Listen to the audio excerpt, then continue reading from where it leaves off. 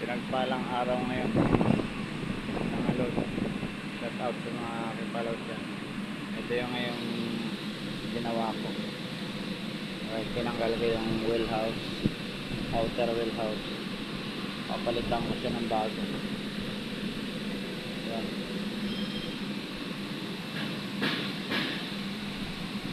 Guys, ito. Kasi nag-stress dito nung nabangga, umabot dito guys, so nag-stress dito. Ngayon okay na, kunting unat na lang yan. Yung chassis ito ni-repair ko guys, kasi nakatwist yan, nakaganon yung nakatwist yung chassis, yung straight na.